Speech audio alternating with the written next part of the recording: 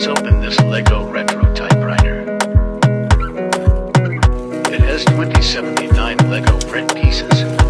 I am going to need my dad to help me build it since I am only 9. The age requirement is 18 plus. Another banger. Baby, calm down, calm down. Yo, this your body, it puts in my heart What's for inside lockdown, the envelope? for lockdown, oh Let's find lockdown. Yo, you sweet life, phantom, Double tap, phantom. hit plus, If I tell you, say I love you, no day for me.